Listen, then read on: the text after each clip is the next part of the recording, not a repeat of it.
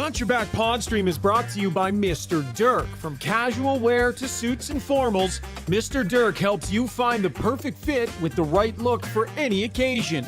Step up your wardrobe at MrDirk.com.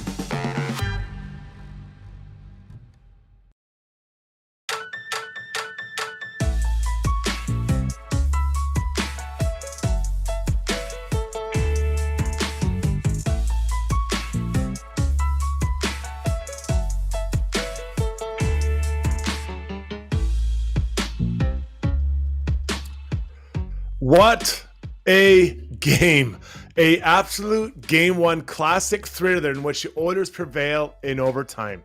4-3. What a night of physicality, of plays. So much fun to check it out. All your friends are here tonight. You got myself, Rob Brown, and of course Zuby. And the show is brought to you by our good buddies over at Play Alberta, where it's always game time. Bet on sports. Find your new favorite slot. Hit the tables.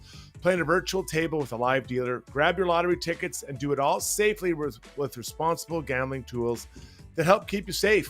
Deposit today and get a $50 free bet with code GYB06. Visit playalberta.ca. City was absolutely rocking today, buddy. It was absolutely rocking.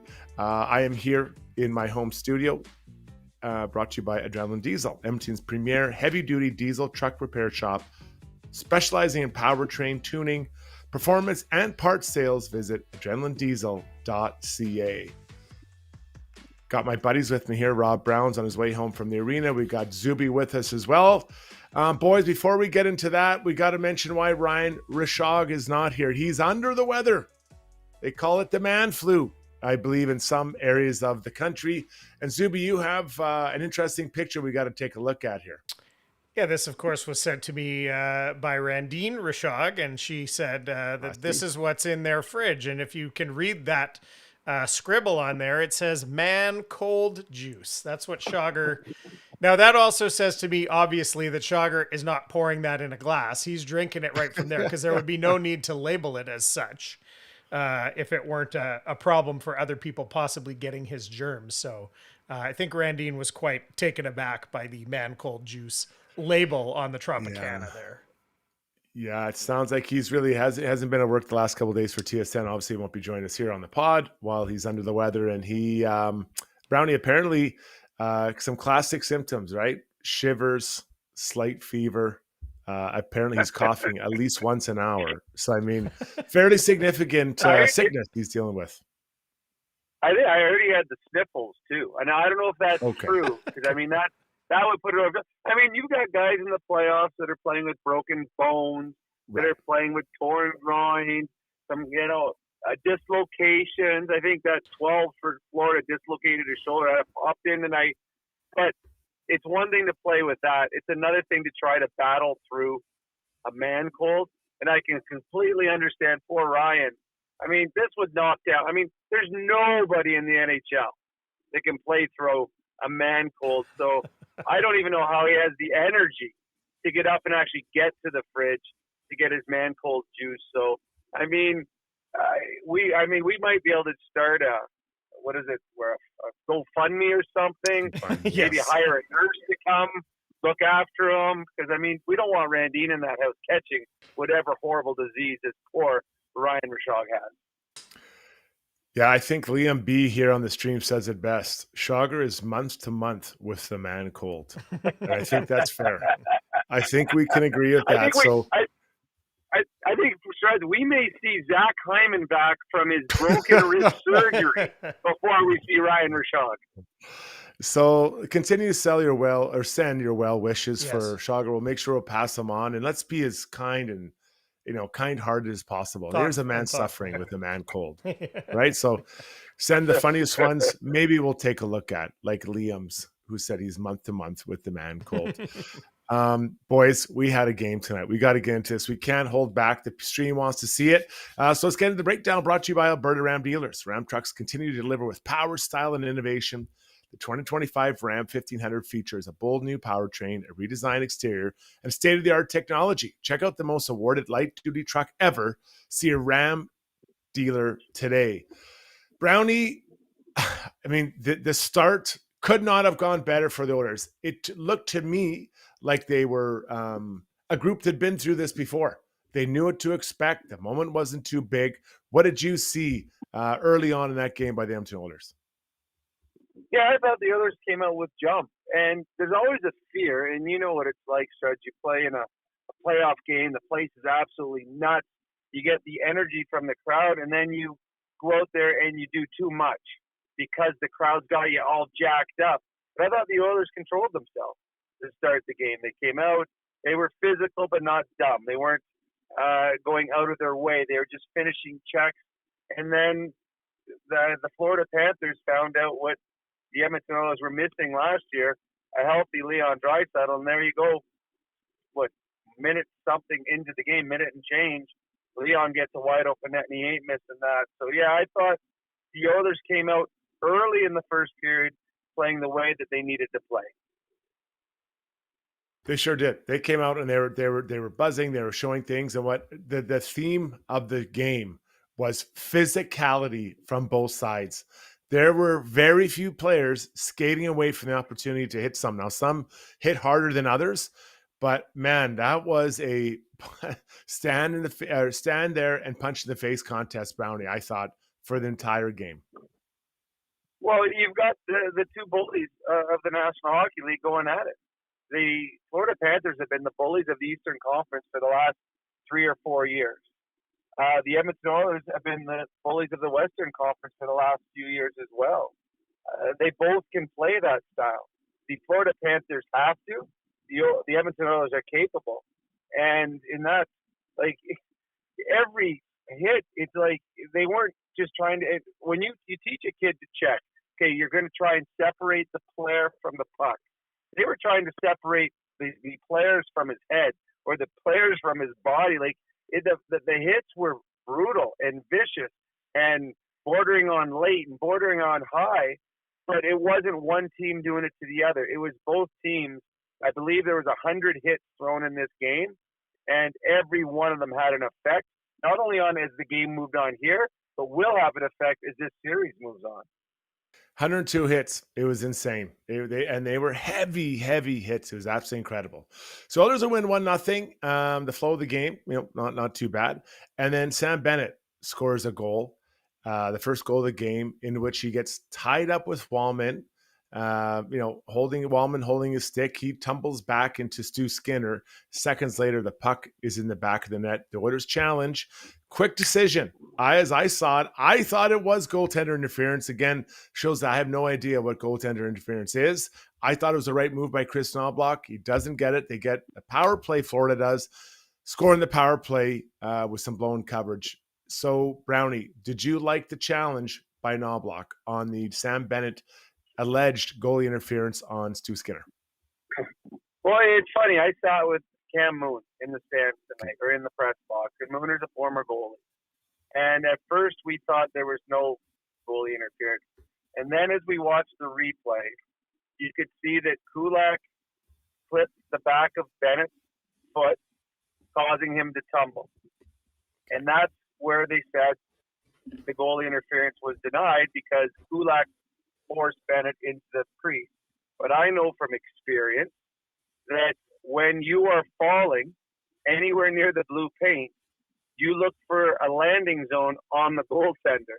So was did Bennett get clipped, and that was the reason he fell? Yes. Do I believe Bennett made sure that he bumped the goaltender as he fell? Yeah, I think that too. But I guess as a referee, you're looking at it, well, he got clipped. I can't say with 100% certainty that he tried to fall into the goalie. Mooner thought it was going to be a good goal, and I agreed with him. But having said that, I think I read the stat. The challenges are 0-4 in the playoffs by coaches on goalie interference. Every time it happens now, I flip a coin, because the ones I'm 100% sure of are wrong. The ones that I'm like, I'm not sure about are right. So I can understand the referee's call on that. But if I was Chris Knobloch, and he said it tonight in his availability, if he saw that again in the next game, he would also challenge it again, because he feels that it was goalie interference, and that Bennett pushed himself further back than he needed to. Yeah. Yeah, I honestly, I felt it was goal interference, and I stand by that. But I also said there were some that weren't, that were. I really have no idea. But at the end of the day, they get through the first period down 2-1, and then they outshot them. They outshot them in the first period. I thought the Oilers, even though being down, had good stretches of play. Then you get to the second period, and I was like, oh boy, here comes Florida. Florida outshot the Oilers. They outchanced them in that period. They were all over the Oilers. They get another goal. Relatively, Sam Bennett scores his second of the night off the rush. Bit of a miscue, just to read. It happens fast, and these things happen, but a miscue. And they go down. They get a nice goal by Sam Bennett. And through that period, I'm like, okay, this is going to be tough. But Victor Arvidsson, obviously everyone's guy who they thought was going to score, scores a bit of a moldy one, bomb from the point, but still, Brownie, 3-2, they're down in that period.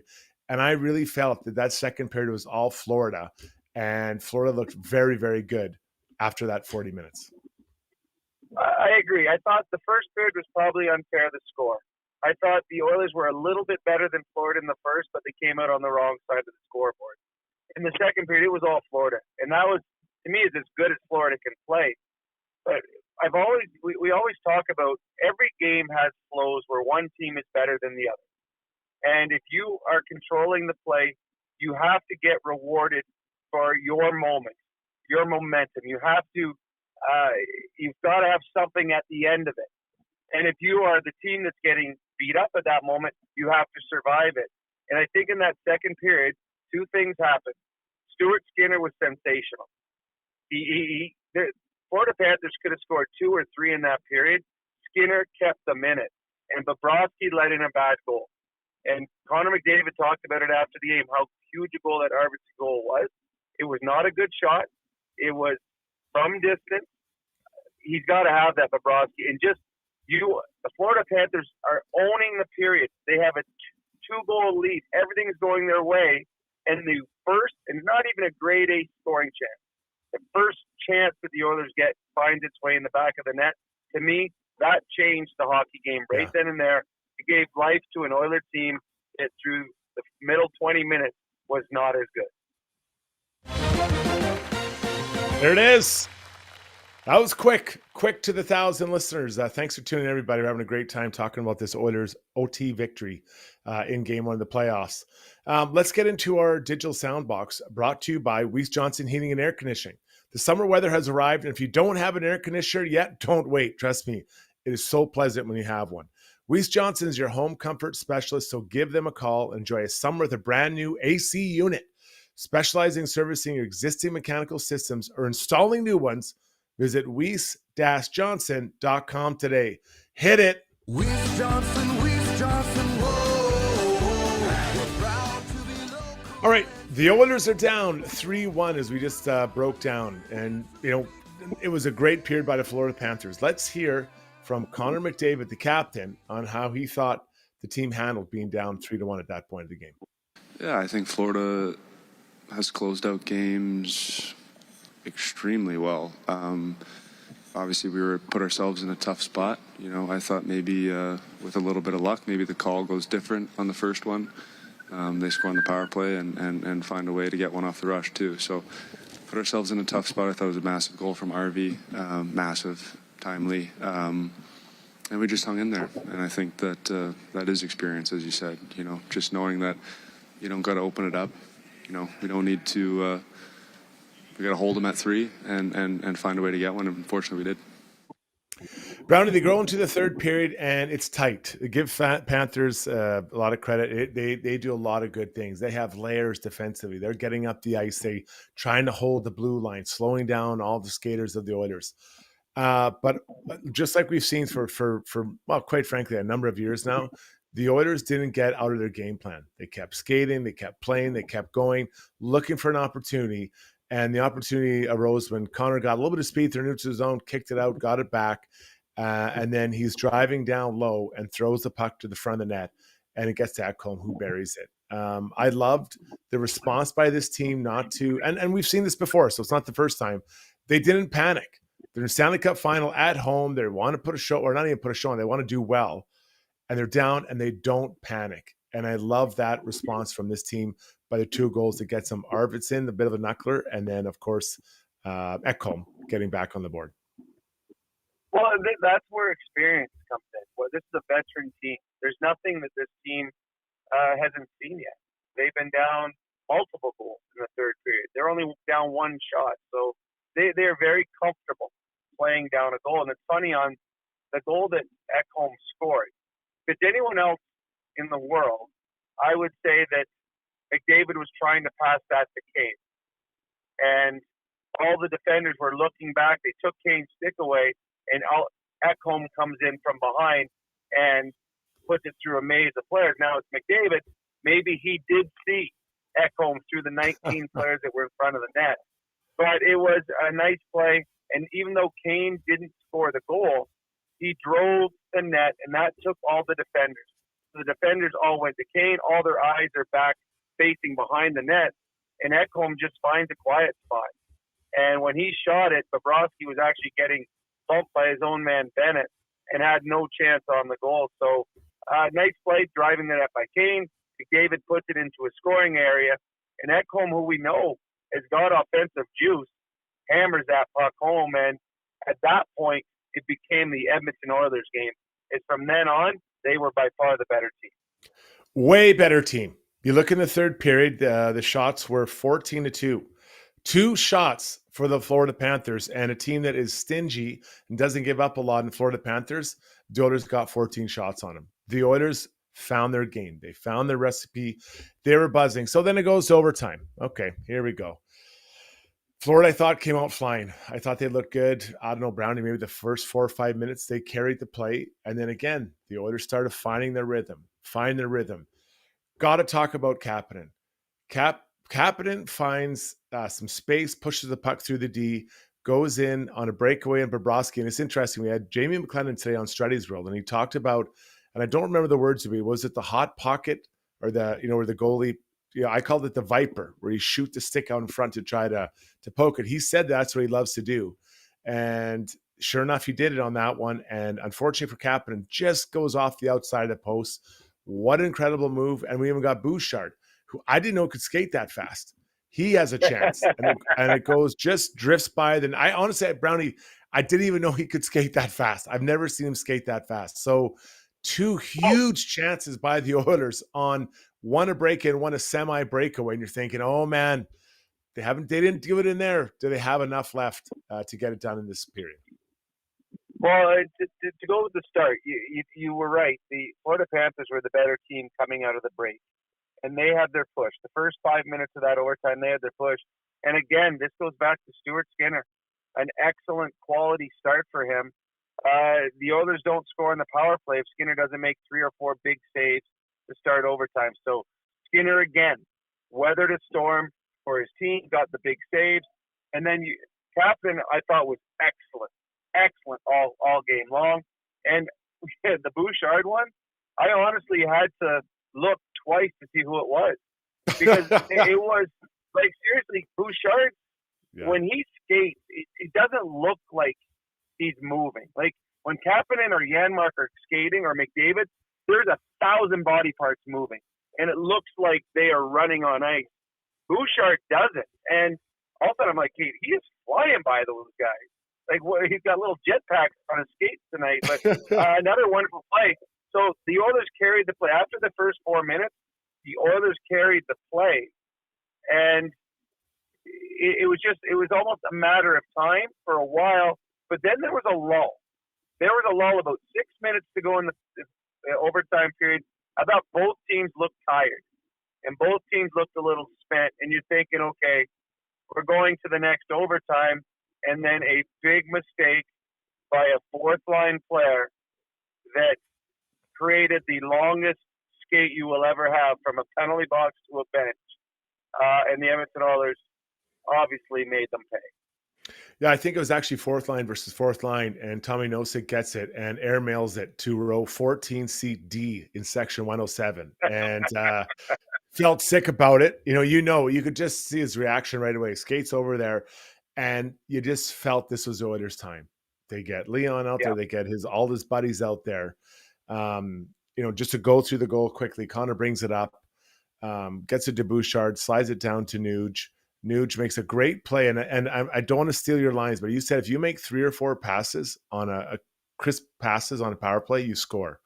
And it goes down from Nuge to Perry, who makes a great backhand, just literally more just an area pass to Connor, takes it down low. The D-man comes, doesn't see Leon up high, Leon under the glove of Bobrovsky. It was a thing of beauty in a great moment, and everyone on the ice touched the puck. They all got their beak wet, and they all had an impact. It was a beautiful, beautiful power play goal against a very, very aggressive penalty kill for the Panthers, Brownie. Well, and that's what happens when you play against an aggressive kill. They are planning, or they're hoping, or they're forcing you to make bad passes, bobble the puck, miss a read. But if you can put together consecutive passes, you will have somebody with a wide open net. You just do, because everyone's going. As soon as the first guy on an aggressive penalty kill goes, every single guy is flying. But the Oilers, they made 4 perfect passes. Bouchard quickly to Nugent Hopkins, quickly down to Perry, and what a beautiful, deft little play by Corey Perry. If he dusts it off, or if he turns to look to see who's open, or if he puts it down below the goal line for McDavid, the goal doesn't happen. But he put it in an area where he knew McDavid should be. And all of a sudden, it's a 2-on-1 McDavid and Draisaitl, and the player back was Sasha Barkov, because the defenseman ran out at other people. If that's Mikula down there or Ekblad, they're probably sliding at McDavid to take away the passing lane. Barkov's a forward. He doesn't go down far enough. And with that much time and space, McDavid to Draisaitl, there's no chance for Barkov. There's no chance for Bobrovsky. And an aggressive penalty kill, the one thing that'll kill an aggressive penalty kill is 3 or 4 solid passes, and you end up with a guy with a wide open net. And Leon talked about it. He said he was the beneficiary of hard work and good plays. All he had to do was finish. It was a beautiful goal. Overtime winner, Leon Draisaitl, second goal of the game. Ekholm gets one and Arvidsson gets one. We've talked a lot about what's happened in the offensive zone. I think the story of the night, though, is Stu Skinner. Stu Skinner I thought he was excellent. It may have been, even though he allowed 3 goals, his best game of the playoffs. I thought he made some huge, timely saves, fighting through traffic, looked steady in the net. Let's hear how I'll go back into the Weiss Johnson inbox and listen to what the captain, Connor McDavid, thought of Stu Skinner. He was great again. Gave us a chance to win. That's all you ask from your goalie. And made some big saves there in the second, in overtime. Gave us a chance. Brownie, your thoughts on Skinner? He was excellent. There were the Edmonton Oilers are the best team in the National Hockey League at face-off plays in the offensive zone. Florida Panthers tonight won 3 face-offs in a row in a stretch of like 35 seconds and had set plays off each one. Bennett was the guy that got 2 of the one-timers off. Great shots. And that was in the second period when the Florida Panthers were dominating, and Skinner kept making big save after big save. Took one off the head. There was Barkov coming out of the corner. There was a couple backdoor plays he got across. The Oilers, first of all, if the Florida Panthers extend and have a 2-goal lead going into the third, probably a different game outcome. If Skinner isn't rock solid to start the overtime period, we're probably talking about an Oiler loss right now. So Skinner out-battled Bobrovsky. Bobrovsky was good. Skinner was better.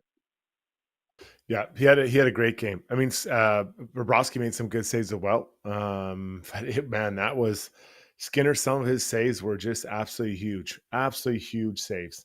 Brown, are you close to home, buddy? I will be home in 1 minute, then I'll hop downstairs on the computer and you can see my pretty face. All right, let's dust you out then, and we'll continue on with the Relentless Player and the poll, and then we'll get you back in a few minutes. Sounds good.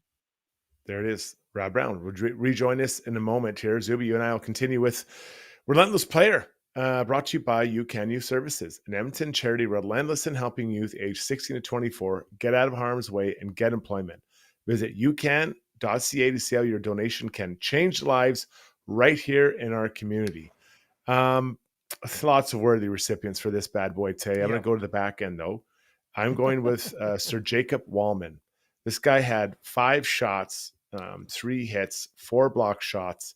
And I thought he was really noticeable. He was strong today, really strong, the way he moved the puck, supported his part. I thought he was good. But again, honestly, Zoobs, there were many, many worthy recipients in a game that went to nearly 4 periods. Yeah, and you left off one big stat for Wallman, which is like 4 contusions as well. So for all the times he got hit in the wrist and in the knee, and that's it. It's funny. I thought that about halfway through the second period. I think sort of the second time he really got banged up, I thought, and there he was, never went down the tunnel, right, Struts? I don't think he ever went down the tunnel, stayed on the bench and came back out, and I thought this guy's being the definition of relentless so far tonight. He and Kane almost had 10 hits. Podkolzin was all over the place. I thought Kulak was strong. Ekholm, I mean, there was a lot going on in this game. It was a fantastic game to watch, as we went through it. And I don't know what you thought from a distance, but it was, you were probably buzzing through all 4 periods, Zoobs. Yeah, lots of steps tonight. But it's funny because we talked about the fan superstitions on Struddy's World. I started watching the game upstairs. Anyway, the last 3 goals were all scored. I was down here in the theater room. So after I was up and down with the kids and stuff, I thought, no, I got to go back down. The last goal they scored was down there. So you're welcome, everyone. Yeah, it was your work that got this over the top. Yeah, that's right. This is an interesting one, this YouTube poll today. I feel very strongly about this. Oh, it's good. Brought to us by DeBoer's Golf Shop and Fitting Center. Golf season is in full swing. Are your clubs cutting it, or is it time for new grips, a new driver, or maybe a whole new set? DeBoer's Golf has you covered. Locally owned and operated, DeBoer's Golf has been in business for over 25 years, and they're ready to help you play better golf. Visit them on the corner of 53rd Ave and 99th Street, or at DeBoersGolf.com. I got a new bag from them. I honestly think it's taken 5 strokes off my game. Just the bag itself. Amazing. That's how good I look. Zuby, what have you got for a poll tonight? Okay, so this was a point of contention on the broadcast tonight specifically, but people came right into the chat talking about it. So I thought, let's go with it. So the poll question tonight is, who was the target of McDavid's pass that ended up being the Ekholm goal? And the choices are Evander Kane, who was parked in front of the net, or Matthias Ekholm, who scored the goal from top of the slot there. So what do you feel strongly about this, Struddy? So you go ahead. We'll see if we agree. Yeah, I believe it was for Evander Kane. This is why. He didn't have enough distance on that backhand sauce to get over all those guys and out. It hits Bobrovsky's stick, and that elevates it a bit, and that gets it over to where he needed. So I'm not suggesting it's lucky. Sometimes you create your own good fortune by making plays hard and fast. But that was a short little pass and intended for Evander Kane. Now, Evander Kane was pretty busy driving 3 Panthers into the goalie, so he couldn't knock it in. But it's the shortness of the sauce original pass, Zuby, that tells us who he was trying to pass to. Well, the stream right now is favoring Ekholm heavily, but you, me, Avi Hoffman, Noel Rinsky, a few others completely agree that it was Evander Kane. It could have even been almost like a zone, like an area pass, right? I mean, but to me it was shorter it was intended for the front of the net, not the point, and that's where it ended up. And happy accident, I suppose. Very happy. And it's great to see Ekholm get in there. Ekholm, by the way, played a ton of minutes tonight. What was he at? Was he at 20? Where's he at here? 25 minutes. Yep, 25 plus 1. He was good. So I think he's good to go with more minutes. And we're going to talk about minutes here when we come back. So let's do this. We'll pause. We got everything set up. We've got a great stream. If you're watching, give us a couple thumbs up, tell a friend or subscribe. We really appreciate that. We'll get into some takeaways. The minutes matter. We'll get into that next here on the stream.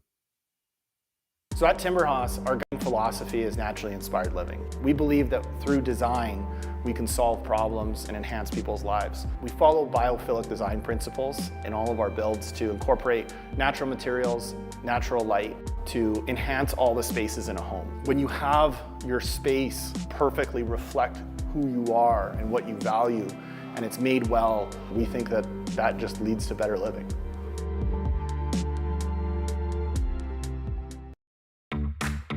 Choosing the right health and dental coverage can feel overwhelming, but Alberta Blue Cross is here to make it simple.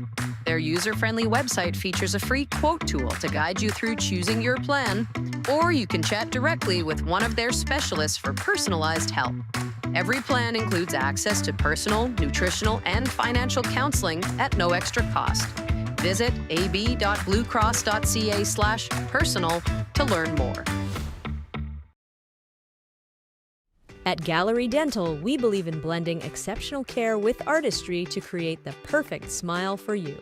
From routine cleanings to advanced cosmetic procedures, our team is dedicated to providing top-notch care in a relaxed and comfortable environment.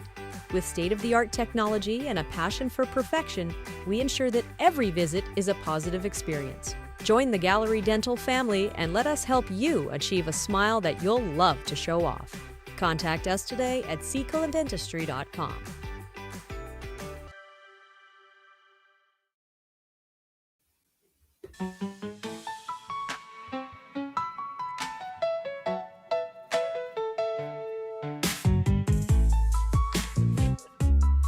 Welcome back, everybody. Now time for Takeaways, brought to you by Martin Motorsports, where every day is a demo day. There's no better time to get on the seat of one of their electric motorcycles. Retailing both Can-Am and Zero electric motorcycles. Visit them to arrange a demo on one of these low to no maintenance machines. What better way to commute down to the Ice District to watch the game? Visit Martin Motorsports right here in Edmonton or online at martinmotorsports.ca. All right, boys, let's go back into the Weiss Johnson soundbox. We listened to Coach Chris Knobloch talk about the Oilers' depth tonight. 1 second. Here it is. You know, we take a lot of pride in our depth that we have on our team. Our 6 defensemen, our 4 lines, we want to roll them. And in overtime, we had everyone contributing. You know, even our 4th line was playing quite regular shifts. And hopefully, you know, at this point, obviously you've got 2 good teams. And, you know, your best players have to be your best players and step up and make key plays. But that depth is so important. And, you know, I've been very happy with the depth that we've had. Like that Janmark, Podkolzin, and Arvidsson line has been really key for us in several series. You know, tonight I believe they were on the ice that forced the the puck over the glass. I believe they were on the ice just before. They were creating some momentum earlier in the game, and then we scored on that. And then obviously they did score a goal. So, you know, we're going to need all those 4 lines continuing playing the way we do, because we feel as good as our top players are, we feel our strength is our depth. So Brownie, minutes matter. The Oilers played everybody tonight. Everyone was playing. Conversely, on the other side, now to be fair, they were on the road. They didn't get maybe the changes they'd want. The 4th line for Panthers played, I think, all less than 8 minutes, down to 6 minutes, and then some of the D-men didn't reach the 28-minute mark. They had multiple D-men like Seth Jones, Ekblad, over 30, and then as I mentioned, Forsling was over 32. Yeah, Forsling. Yep, good point. And they were down. Other guys with the Oilers, everyone had their beak wet. So, you know, I know it's only one game, but the minutes matter, man. Especially in a game like that, you're back at it. No one's going to skate tomorrow. You're back at it Friday. The Panthers, I thought they looked sluggish and tired at times. This game won't help them, especially if they're really only playing 3 lines. Well, the one advantage in this series is there's more time between games. So if you overextend players, there is more time between games. But as games move on and you go into overtimes, guys that don't play much, when they get out there, they're a little chilly, or all of a sudden you make a big mistake. And the 4th line for the Florida Panthers, as Knobloch talked about, the 4th line was on the ice for the Oilers, but they were playing regular.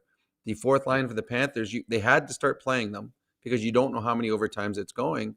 And Nosek makes a big mistake. That's not a mistake that a guy that plays regular makes.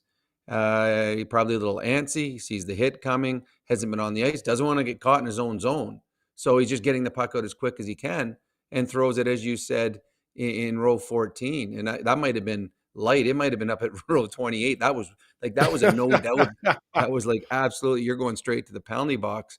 So I think right there, it's a player that might have sat for a long, long stretch.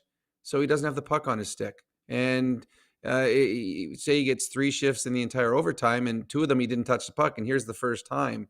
So big mistake. Over the course of a game, this is so physical.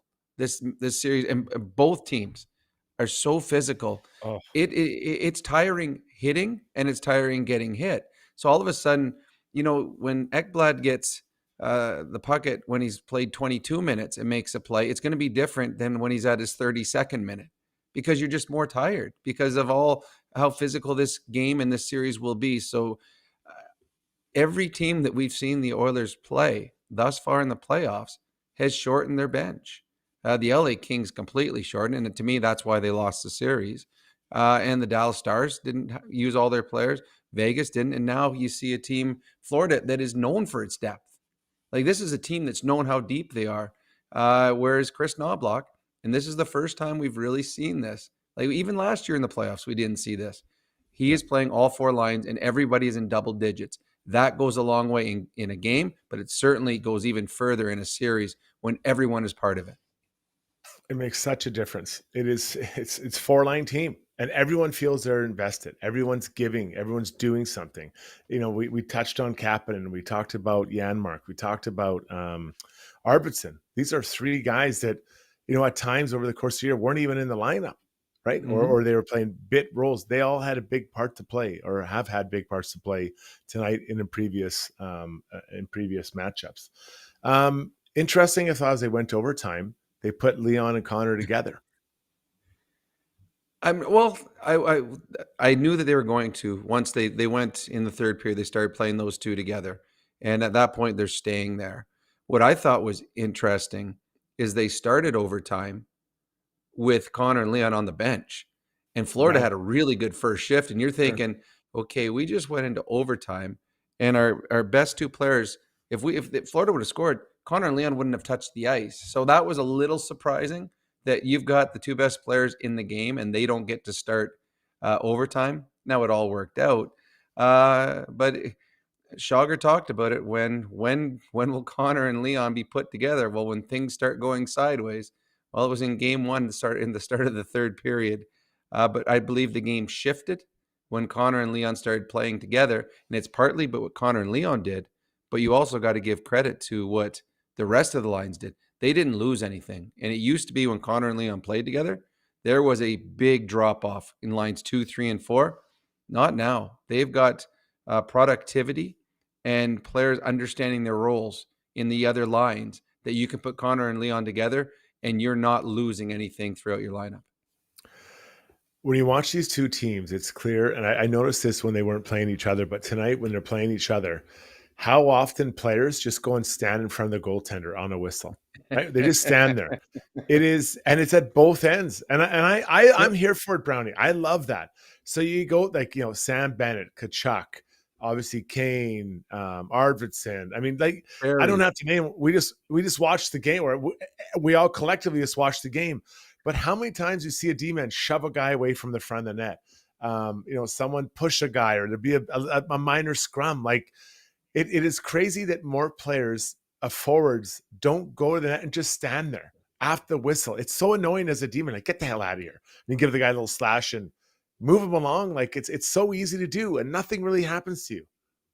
No, and it's funny. And it's not as though they just were there and they stopped and stayed there. It's a race. The whistle went, okay, now I'm going to go as fast as I can in front of the net. Now I'm going to stand right in front of Bobrovsky, or I'm going to stand right in front of Skinner. And you can see so for example, Perry's 15 feet away. The whistle goes, he sprints. You see 3 Florida Panthers and the linesman. It's like a convergence of everybody at the same time. And it's just, what you're trying to do is you're trying to annoy the defense, but more or less you're trying to annoy the goalie.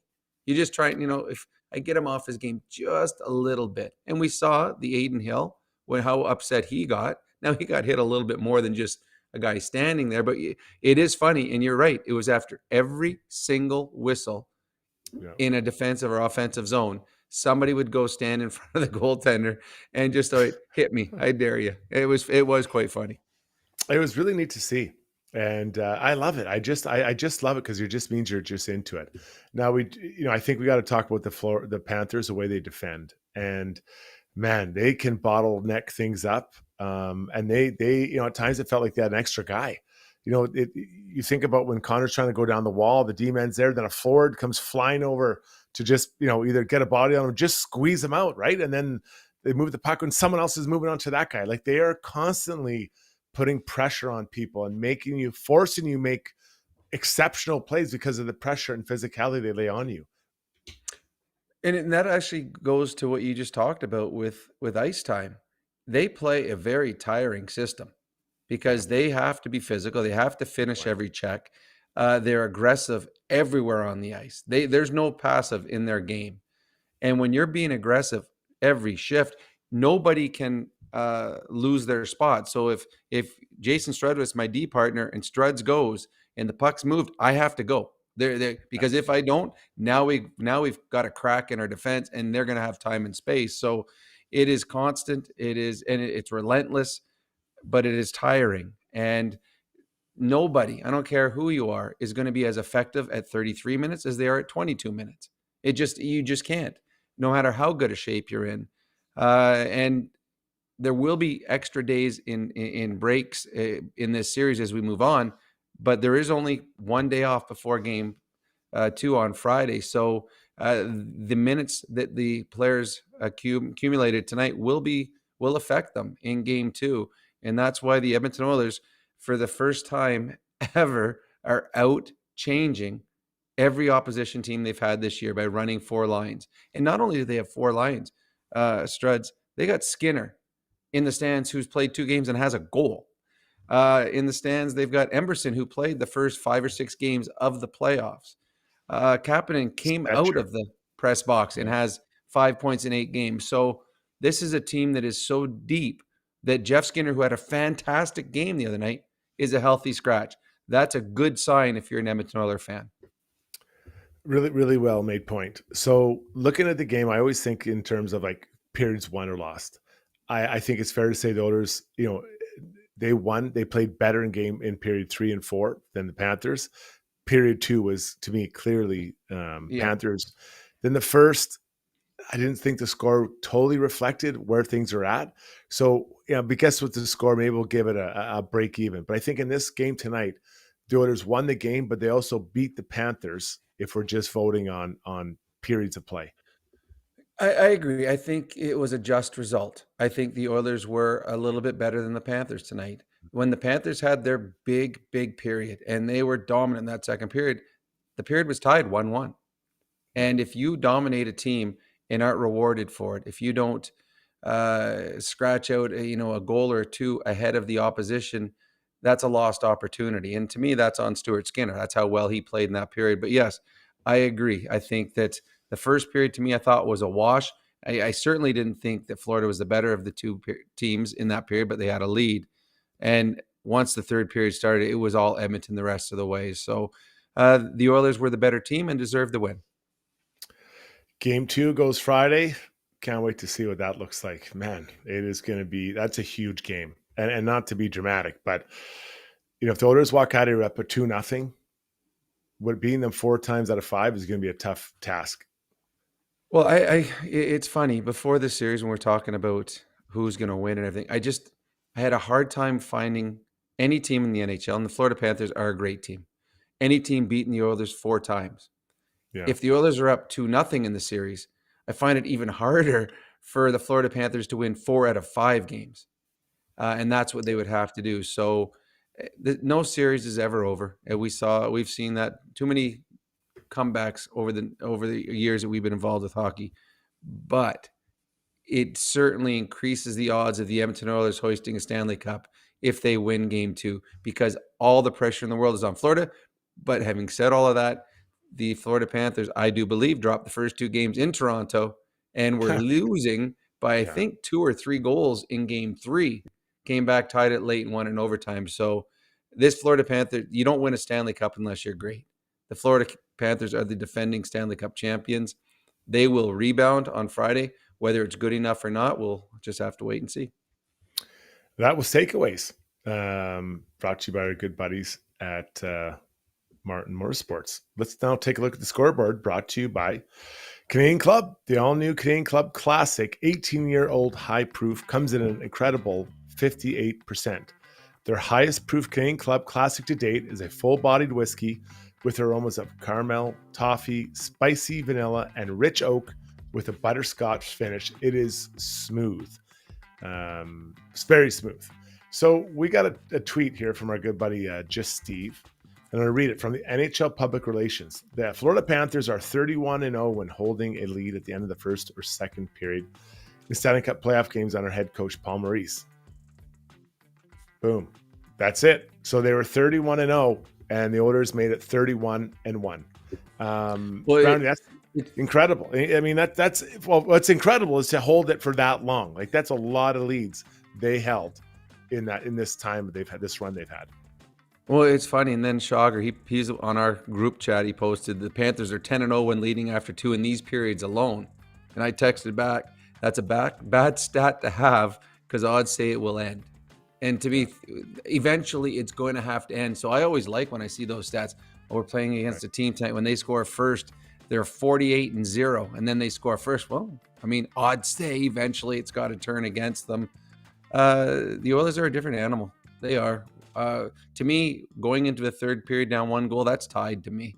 I just can't see one shot really being too much for the Oilers to overcome. So they put a little bit of a dent in one of the big pieces of armor that the Florida Panthers have, and that is being a great defensive team when leading a hockey game.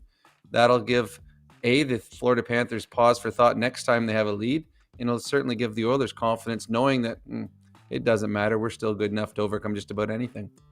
Yeah, that was a great third period, and they were calm. They were calm about it. All right, that was the scoreboard brought to you by Canadian Club. Let's pause. When we come back, Brownie Points, Struddy's World, and we'll do some core adjustments. I've got an idea, perhaps, of what may happen to Florida and Oilers on Friday. We'll get to that next year. Stay with us, everybody. Join over 250,000 Canadians who have upgraded to Canada's best mattress. Douglas is proudly made in Canada and ships directly to your door for free. Douglas is easy to set up.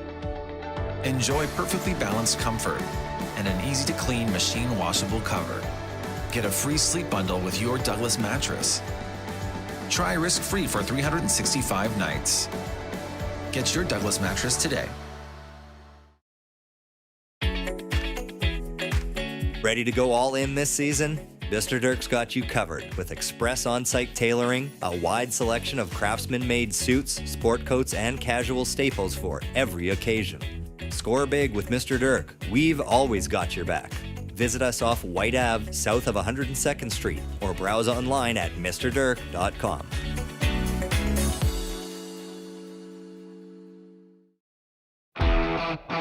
Specializing in heavy-duty commercial truck powertrain repair, performance, tuning, and part sales, Adrenaline Diesel's professional team is ready to assist you with all of your needs, from the simplest oil changes to engine conversions, overhauls, and engine modifications.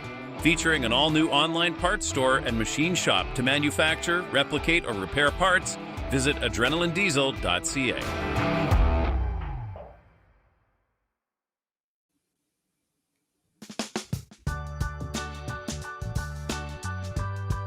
Oh, I love that smooth jazz. That means only one thing. Time for Brownie Points, brought to you by Hamel's Premium Jerky.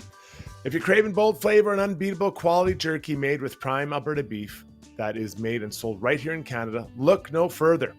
Their June specials here, $97.29 for 3 pounds of jerky. And as always, free shipping Alberta-wide. Visit albertajerky.com to see more. Brownie, hit it. Well, let's start with one huge brownie point to the Edmonton Oilers power play unit. There's no power play in the National Hockey League now or in a long, long time that comes up with goals at bigger moments. I would have bet the house when that puck was shot over the glass that the Edmonton Oilers were going to finish it off on the power play. This is the second time this postseason the Edmonton Oilers power play has won a game in overtime. I've got five big brownie points for Kasperi Kapanen, who I thought was the best player on the ice for the Edmonton Oilers tonight. He had 2 assists to give him 5 points in only 8 games in the playoffs. Almost won it on a breakaway in overtime. Depth players continue to play a big part in the success of the Edmonton Oilers here in this playoff run. 16 brownie points to Stu Skinner, who made 16 saves in the second period when the Oilers were the second best team. He never allowed the Florida Panthers to extend the lead. Once the Oilers made it 3-2, he kept the Oilers in striking distance, only down 1 going into the third period. I thought Stu Skinner was excellent in that second period. 43 brownie points to Chris Knobloch, because that's how long it took him to go to Connor and Leon and go nuclear, as our friend Schauger says. He put 97 and 27 together with 3 minutes gone in the third period. He kept them together the rest of the period and into overtime. Things usually aren't going well when Connor and Leon are put together, but the game turned in the third period when they were reunited, and not only because of them, but every line below them, they went out and kept momentum going in the right direction. I've got 9 brownie points to Leon Draisaitl, who played through injury last year in the finals. He showed in just over a minute what the Florida Panthers didn't see from Leon last year in the playoffs, as he scored just over a minute into the game. They saw Leon at 60%. Tonight, they saw him at 100%. He scored first goal and he scored the last goal. A healthy Leon is the biggest difference between this Oilers team today and the Oilers team we saw last year in the playoffs. And they got one extra one tonight. Struds was at the game tonight, so I went to the Arkells concert beforehand. It was awesome. It was packed in there. Had a great time, front row. I was actually beside the McDavid family, and I think it was the Nurse family. Connor's parents were there. His brother were there. Everyone's getting selfies with them. They're standing like right beside me. And then some young girl comes up and says, "Excuse me, are you Rob Brown?" I said, "Yes." "From Got Your Back podcast." I said, "Yes, I am. Could I have a selfie with you?" And this young girl, she's a grade 11 student at Harry Ainley named Emerson. I told her that I would give her a shout out tonight on her show. She said she is our biggest fan. So hello, Emerson. Thanks for watching the show, and good night for the Oilers. Wow. And those Struds are my brownie points. Talk about ending on a high note, buddy. That is absolutely awesome. We love our fans, and we love when they come up and say hello for sure. It's absolutely awesome. Love sharing our insight. Kapanen was unbelievable tonight. And what a pickup. You look at the waiver pickup, to see him kind of come and go over the regular season. Yeah, maybe there's something there. I didn't really think he'd play much in the playoffs. He didn't start in the playoffs. And all of a sudden he goes in and he's just what they need. Power, speed, and going to the net, right? I mean, it's fairly simple recipe he's got there. Well, in what he gives you, you also get from Buchholz and Kane and Frederick, and they just force the opposition players to make plays before they want to. Right. We saw Ekblad a number of times move the puck away because he's just tired of getting hit over and over again. There's just no time and space. And what eventually it does in the back of your mind is you get the puck and you move it too quickly, simply because, there's got to be someone coming. And a great example is the puck over glass penalty. Nosek had all the time in the world. He could have skated another 20 feet. He could have banged it off the boards. He had Reinhart wide open up the middle, but everything had happened so fast. He's like, there's got to be a guy coming. I got to get rid of it right away. So and he knew who he was out against. He was out against the Oilers force line and Buchholz in. So he just, in your mind, you're thinking, I don't have as much time. And he forced one. And unfortunately for him, he had to skate from the penalty box straight into his dressing room, knowing that his penalty, unfortunately for the Florida Panther fans, cost him a game. Yeah, that's a long night, man. That's a long night when you have that. You feel fairly especially guilty. when you're a fourth line guy. It's one thing if you're a Reinhart or a Barkov, someone that contributes other ways, but when you only play 9 minutes in a game and your last shift, unforced error, Yeah, that kid ain't sleeping tonight. He is not sleeping. Tough night. That was Brownie Points, and thank you to Emerson for tuning in. We love hearing those types of stories and meeting you all. Let's get down to Struddy's World, Zoobs. When you make a mistake, heads should roll. It's not right. And I'm here. Someone has to put their foot down. Now that I say it out loud, it does sound a little crazy. Gotta look good.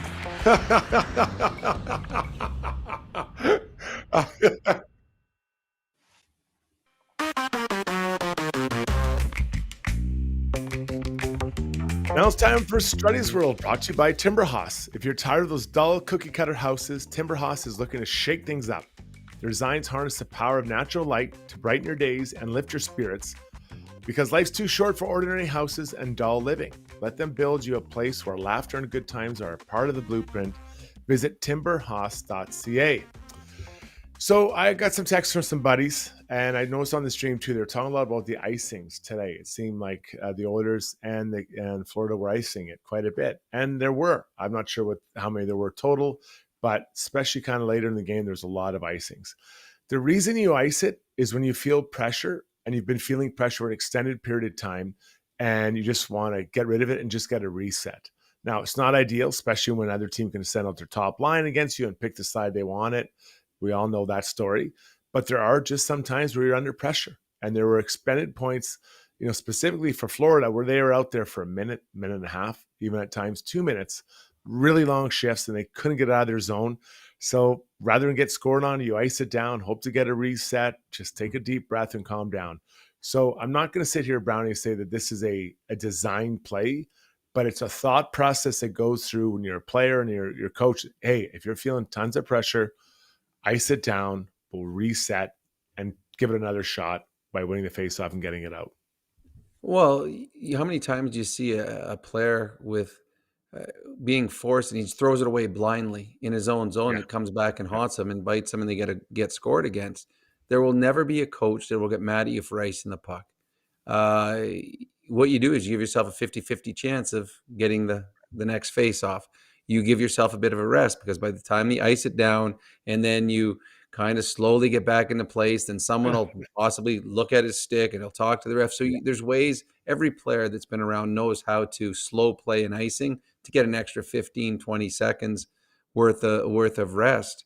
And then if you win the next face, ice it again. And all of a sudden now you got 45 seconds worth of rest. So no coach, again, will ever get mad at you for icing the puck. And think about it. If you just put it out into the neutral zone instead of icing it, that opposition team picks the puck up. Now they're coming back at it again. You just gave them back the puck.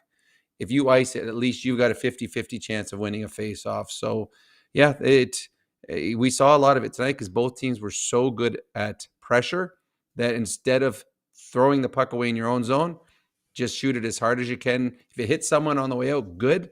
Then it's not an icing. But if it's an icing, we will take that all day long. We have trust in our centermen, and we will get a little bit of a break if we can. Florida had a really good day in the face-off. Really good day. Yeah. Henrique was battling for the Oilers. I want to say Connor actually was really above it. Leon was 10 and 17, so not a great day. And I mean, listen, the face-offs come and go. But Florida had a good day. And so when you do ice it, you want to be able to get those wins. And then on top of that, how many players got kicked out of the face-off dots? I mean, it was like, it was crazy. Even Nuge yelled at the ref. He never yells at anybody. No, he's never been mad in his life, and he was giving it to the Lions. But what's funny, it seemed as though they were delaying the drop because both guys at the same time were like, okay, the puck was supposed to be there. Kick one out. Next time they both do it, and then the other guy got kicked out. I don't understand all the rules on face-offs anymore. There are times where Leon leaves very quietly because he knows he cheated. But when you saw a number of players tonight upset, you're like, okay, linesman, okay, now it's not your show tonight. You know what? I know you got your buddies and your friends watching. They're like, oh, look, he just kicked another guy out. Tonight was about the players. And there were a lot that I was again, when Nuge is getting mad, then you know something's wrong. And he was. And to get mad about that would be really rare, but it was hard to see. But I think the face-offs are something for the Oilers to look at and maybe help or tie up more often than not, because Florida's creating quite a bit of offense off those, especially to the right of Stu Skinner, those face-off plays. That was Struddy's world. Let's now slip into the very comfortable world of core adjustments, brought to you by HSC Core Services. If you're a small and medium-sized business, HSC Core has your back when it comes to health and safety compliance. From creating and managing a tailored health and safety program that meets all legislation and core requirements, HSC Core supports clients' operations every step of the way. Visit www.hsccore.com. That's HSCCOR.com for more info. Okay, Brownie, I have one thing I think we need to look at is the way that the Florida Panthers and their layers of depth, the depth that they play defending against Edmonton Oilers. They did a good job, especially in that second period. There wasn't much action going on towards the Florida Panthers net or through the neutral zone. So the one thing I would think of, I know the Oilers like to set it up. Now, I'm not talking about when they're changing, because when you change and the D-men get at the top of their circles or playing pass, usually that signifies a change. But sometimes on the controlled breakouts and on that play too, there are players out there. And I think sometimes when you hold it and let the other team set up or take your time, they set up and now they get to where they want to go.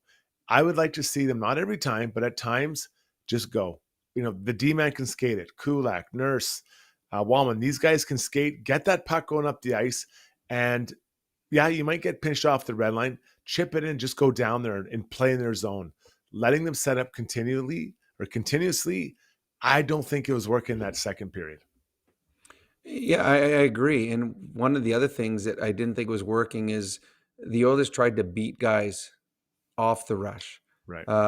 And the Florida Panthers were very good, as you said earlier, layers where Connor would come down, he'd get past one guy, but then there was another guy, and then he'd turn up, and here comes the third guy, the forward coming back.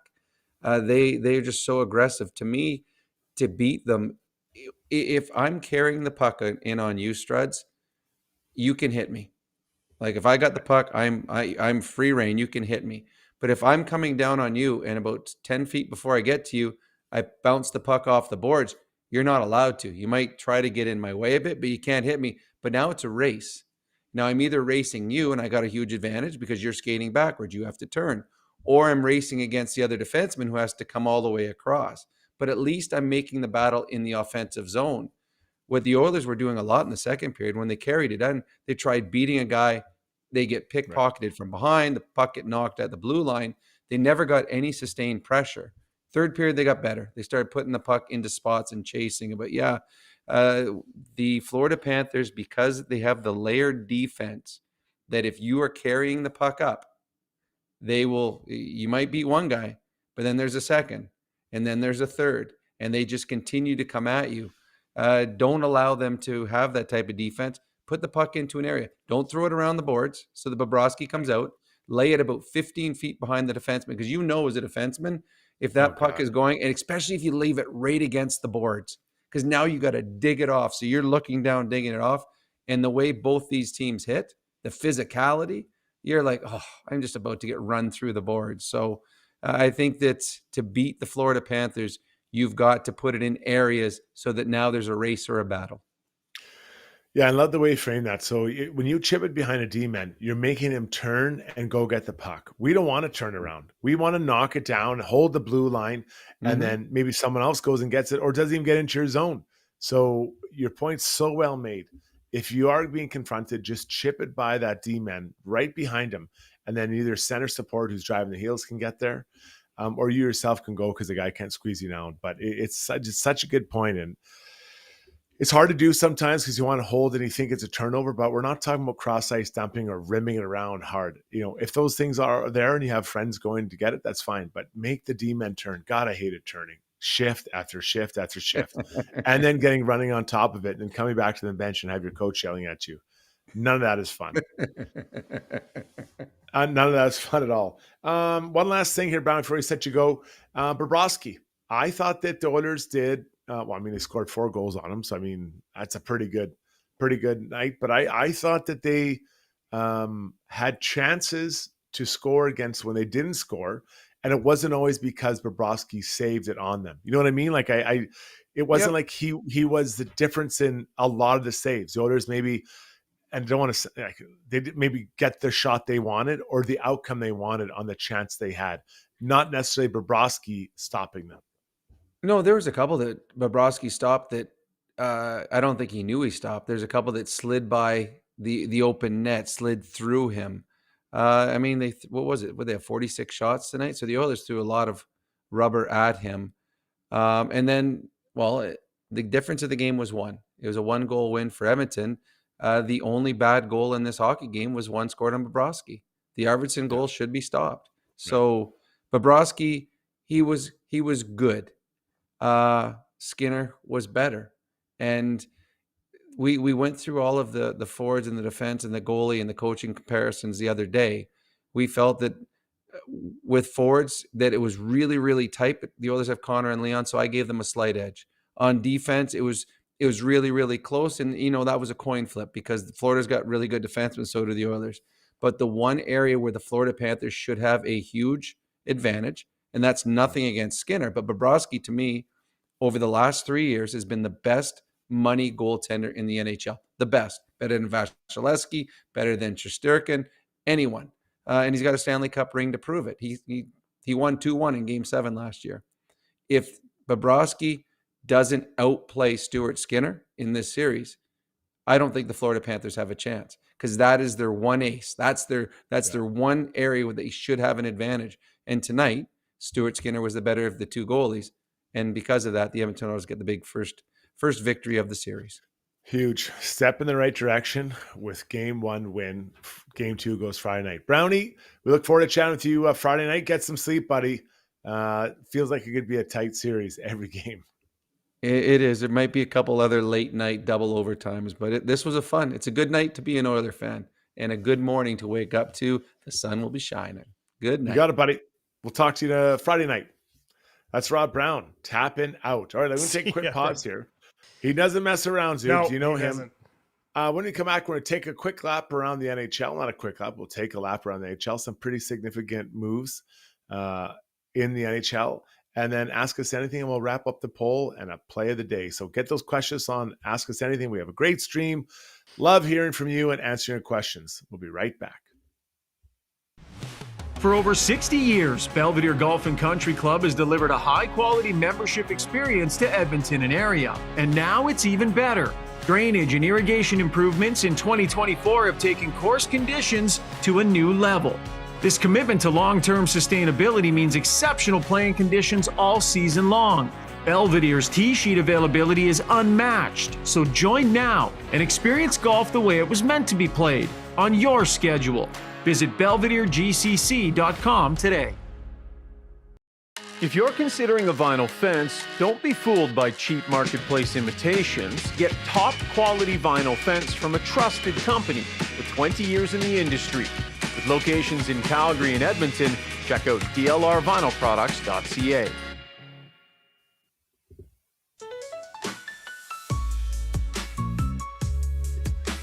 Thanks for tuning in tonight. The Oilers overtime 4-3 win. Let's take a look around the NHL as we get into Take a Lap, brought to you by Acon. If you are a skilled tradesperson or construction professional looking for work in Western Canada, Acon wants to hear from you. One of Canada's original industrial contractors that are building some of the largest multi-year industrial projects in Western Canada, and you can be part of it. They're looking for skilled tradespeople and construction professionals to join the Acon team and start building what matters today. Join Acon now by sending your resume to trades@acon.com. Okay, so some news out of Pittsburgh today. The Pittsburgh Penguins hired a new coach. Was it Jay Woodcroft? No. DJ Smith? No. Dan Quinn? No, it wasn't. It was a gentleman named Dan Muse. And I'm not going to lie, I wasn't familiar with his name. It had kind of, I'd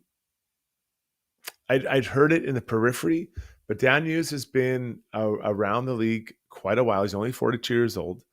He is a player or a coach that Kyle Dubas has pegged as someone that can really help develop their young players. He worked with the U.S. national team for a number of seasons. He's worked with McGrory, one of their top young prospects, obviously, when he was there. And on other teams, including the Rangers that he's worked at, the penalty kill has been very good. So a coach, tactician, 42, and his job now, Zuby, is to carry this Penguins team through the twilight of their stars' careers and try to win with a team that probably doesn't have enough talent and is trying to acquire depth to get better and younger and faster and do all of that as a first-time coach in the NHL. Mr. Muse, I wish you good luck. Yeah, holy smokes. That's a lot to put on. I mean, it's a team without, I don't know what the direction of that team is, because how can you look at the veteran core and say we're primed for one last run when you haven't even made the playoffs the last 3 seasons? Yeah, it's a little bit perplexing. I hadn't heard of him, I'll admit, but as I said to you before the show, I hadn't heard of Chris Knobloch before the Oilers hired him. But at least there's that. It seems strange. It seems like kind of, I don't know. I haven't read it all about it, but it seems like grasping at straws a little bit. The connection of Knobloch to Connor McDavid, then I understood it. That made sense to me. But if the connection is this guy Muse to McGrory, like, it's not like we're not in the same sphere here of people. So that seems like a very thin connection. I'm sure there's more to it than that, but I was surprised. Yeah. And how can I say it? Protecting the legacy of Sidney Crosby is important to him, to the franchise, to the NHL, and Muse has to come in and manage this. But they also have to look to the future while still trying to build for today. I mean, it is a mess, and there's been a lot of articles talking about Erik Karlsson perhaps being on the trade block, much like we saw with Seth Jones get moved, and he's played well for Pittsburgh or for Florida. Maybe there'd be an angle there for Pittsburgh to move in and keep some salary, free up some cap. But there's a lot of work to do, and NHL jobs don't come around all the time. I wish him luck, but I think he's in a tough spot, man. That is a tough spot because they've got draft picks. That's Kyle Dubas's move. He trades things out and gets draft picks, but draft picks don't translate to players this September, unless you get really lucky. Not in the window of that Crosby, right. Crosby, Malkin, and Letang have remaining. No, it's going to be tight. And lastly, the Colorado Avalanche re-signed their unrestricted free agent they traded for from the Islanders, Brock Nelson. 3-year deal. He's 33 years old, $22.5 million, $7.5 million a year. Brock came in and was pretty good for them. He had, I think he was like 14 points in 19 games or something. Then he had like 4 points in 7 games in the playoffs. He's our second line center. That's what he is. He's going to play behind Nathan McKinnon. Big body, can still score, can make some plays. As a second line center goes, I think that's a pretty good spot for him. The team, the cap hit, a little bit surprised. 7.5 seems pricey, but he's a guy that they needed, and now he'll have him for 33, 34, 35, heading to his 36-year-old year. Yeah, the term, it seems like the right term. The term's right. Yeah. The AAV seems a tad high for a guy who you'd expect to kind of start dipping. But I mean, he had in 2020, he had his 2 highest total point outputs in 2023, 22-23 and 23-24. And he played 82 games in both of those seasons, which he hasn't done. I guess he did it earlier in his career. So I don't know. I guess it seems a tad high, but the cap's going up. I don't know. I guess I get it if they feel like that having that second center locked in is a top priority. Yeah, and I think it is. I mean, they obviously traded for him, right? And they traded for Charlie Coyle. That's a big they were trying to get bigger down the middle. And it makes sense. A little more skill. They had some previous guys there that weren't maybe fitting. So now they have their guy. He's a veteran player. He understands it. Nearly 1,000 games. He'll get over 1,000 games, if not this year, the next year after that. So that's a good deal for him. But I think, Zuby, when I look at that cap hit, I think we all just have to understand that the numbers we're going to see are going to inflate because the cap is going up significantly. So what we thought was $5 million is now going to be $6 million or 7 or 8, right? Those numbers are going to change. And I know the Oilers are in the heat of a in a cup run right now, but they'll be signing guys to more than you think when that all comes to pass in what we hope is, July. Yeah. It just, what I keep going, just to have an Oilers tie to this, I don't know if I'll ever stop going back to Ryan Nugent-Hopkins on this current contract, even though it was in a flat cap era that he took it. How many players who are good, good offensive and complete players take a decrease in their salary at the age he did to sign with Edmonton for another 6 years? It's crazy. It's almost unheard of. And when some of the midseason lulls are happening for him, as they do for a lot of players, when I see people saying he's a guy who's got to go, for a guy who's been a lifelong Oiler and took that contract, that always drives me a little bit crazy, Struddy. But and he's willing to yell at the linesmen when they're not dropping the puck. I mean, that's who doesn't advocate for that guy? He has to dig deep for that. Yeah. I love it. All right, that was taking a lap. Let's before we get to Ask Us Anything, and got a great stream here tonight. Let's wrap up the poll and see what the people think. Who was Connor McDavid passing the puck to, Kane or Ekholm? Well, this one stayed pretty steady throughout the entire show. It didn't change right from the early number, even though you and I, Noel Rinsky, Avi Hoffman, a few other people advocated for it.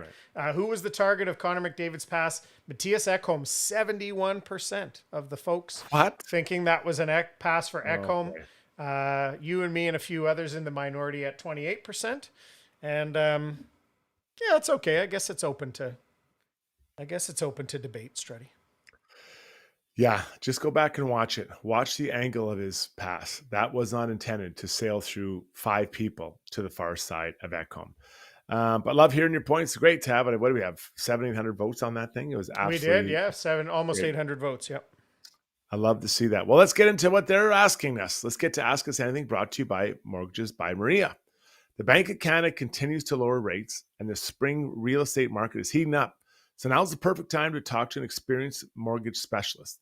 Maria Gallus with Maximum Mortgages offers access to several lenders and a wide range of rate options, far more than what your bank can provide. Don't just roll over and settle for your bank's offer. Contact Maria today at mortgagesbymaria.ca. Zuby, let's hammer through a few of these. Sure. Should we go at Schauger first or save that for the end? The people who... Let's just end on a high note, although we had a pretty good one. We'll save a couple for that at the end.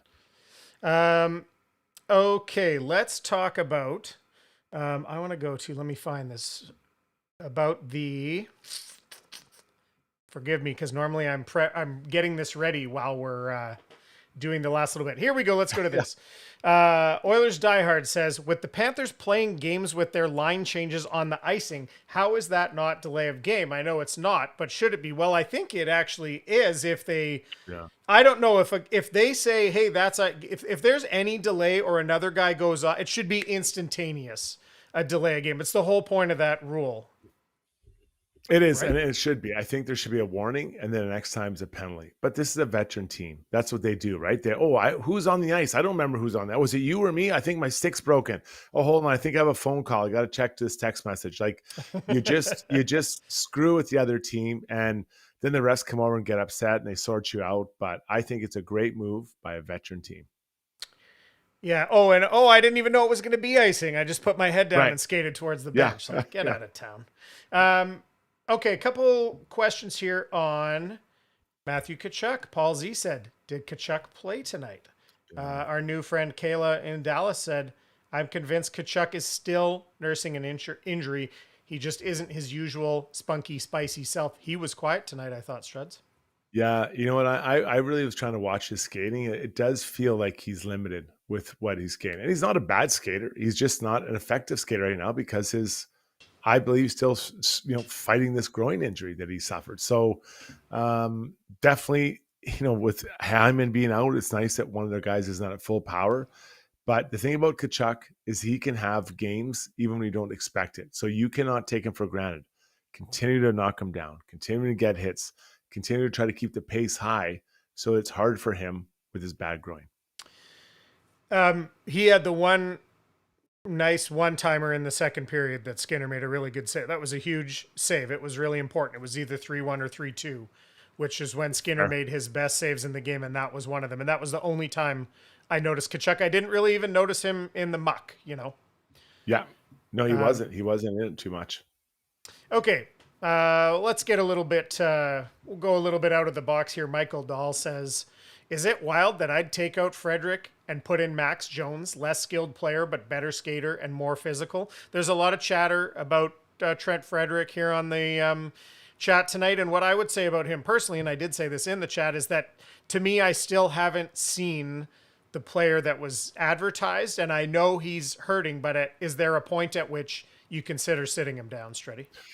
No, if you haven't done it up till now, I wouldn't sit him down. Max Jones doesn't have the pedigree that this player does. This player, even though he maybe isn't contributing offensively, although he had a nice chance today, that back door, couldn't quite get to it. I think he really understands how to be on the defensive side of the puck and be responsible. Whereas the games I saw Max Jones play, at times he was a little erratic. So I don't even look at a guy who hasn't played in 4 rounds and you're putting him in the lineup. There's no chance. Trent Frederick is in this lineup. He'll continue to be in this lineup. And I think he has a part to play in this series as well. Okay, let's have another hypothetical here that you can shut down if you like. S3204 says, the 2 lefty pair struggled, as some predicted. Are you playing Stetcher next game? Yeah, this is a great idea. No, it's not. It won't be. He won't be out there. And don't tell me they should play 7 D men. You're going with Nurse and Kulak. Yeah, it's not ideal. It is not ideal. And they did change the pairs up as they went through the game a little bit. So maybe we'll see a slight different game. Interesting. Bouchard and Ekholm were the only 2 Oilers not to have a hit. Actually, the only 2 players in the whole game to not register a hit. And that has nothing to do with your question, but I thought I'd drop it in there. But yeah, I mean, it's not easy. You're moving around at times, but I'll be interested to see what they start the pairings as next game.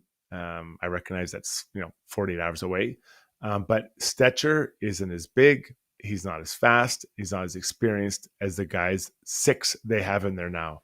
There is no way you're replacing any of them. He's just a guy you feel really good about going to if you have to when somebody 100%. And it doesn't mean I don't think Stetcher's a good D-man. But, on paper, do you look at any of those 6 and think, yeah, we should put Stetcher in before them? Doesn't happen. No, but I understand the reasoning of the right. of the 2 lefties. But yeah, no, I agree with you. Okay, an interesting point here from Michael Cook. We kind of all know this, but I think it's worth bringing up.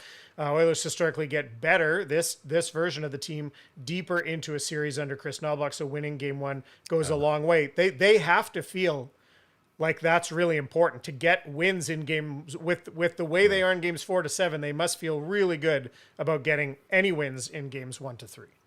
Yeah, really good point. And this is maybe a sign of the maturity. I mean, you could tell by the response at the end, they were happy they won this game. And that obviously, it's pretty obvious.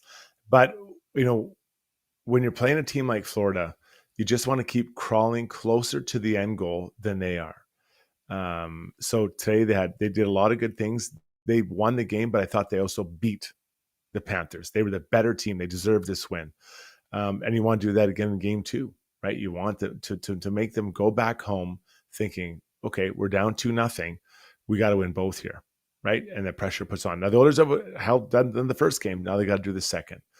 So yeah, this team has matured. They've improved a lot, and it just feels like a different group. It's like this. We're just here to get this done. That's it. We just got a thumbs down in there, so I'm guessing it's the guy who suggested the Stetcher should go in. Right. He didn't like your answer, so we got our second thumbs down of the night. Noel Rinsky pointing out Oilers have allowed 14 total shots in their last 4 third periods. What are they doing in the third, Struddy? Or is it just we just got another thumbs down? Damn you, whoever that is. What are they doing in the third period? Is it just a commitment to team defense? Yeah, I think they all seem to just understand how they have to play, and that they're just going to lock it down defensively. And they, we spoke a lot about the Florida Panthers and their layers. The Oilers are back checking hard. They're getting in the way. Their team understanding. They're doing a lot of really good things, being physical. And so it limits the Panthers or whoever else's chance. And the Panthers and Dallas have a lot of offense. They've got a lot of guys that can score, but they're making it hard on them. So again, though, as the Panthers drift off to sleep tonight, they're probably thinking, okay, well, we played a pretty good game, but we weren't as good as the Oilers tonight. So they've got to find a way to find another level, even though it did go to OT. I thought the Oilers outplayed the Panthers for good chunks of this. You got one more than against some Shoggies? I got, let's go. Yeah, one more, and then we can get into some good comments. So this is a great, fun question to end on, and hopefully you have a good answer for this. Namudi says, did Struds ever just play himself against the goalie in an NHL video game on practice mode? Or do you have any good story to tell about playing as yourself in a video game?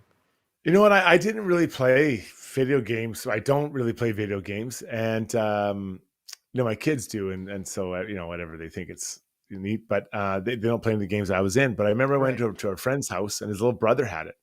And I was like, oh, they're like, you're on here. I'm like, really? And so I looked it up, and it was pretty, I have to admit, it was unique. I didn't play do what he suggested, but I did play as a team. I think it was Canucks. And it was really cool to see yourself on there after playing. I had played, growing up a little bit with some buddy stuff because we never had one. I never had one growing up.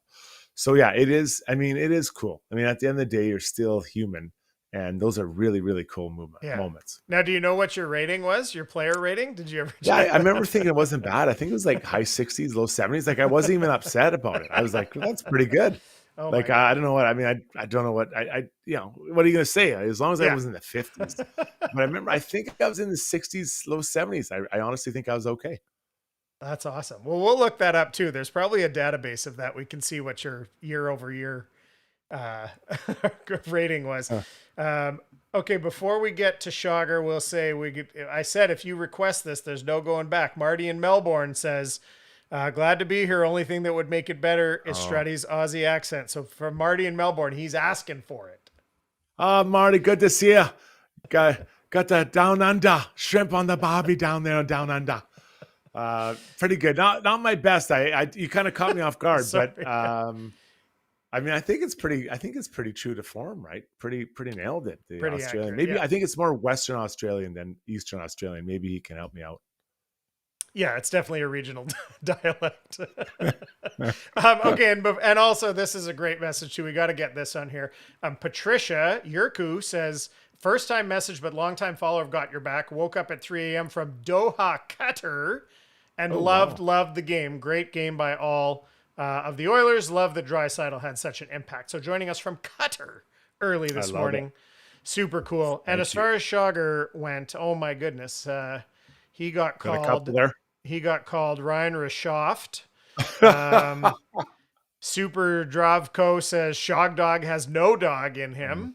Haggard Prospector says some warm tea, vitamin C, and golf sim. He'll power through.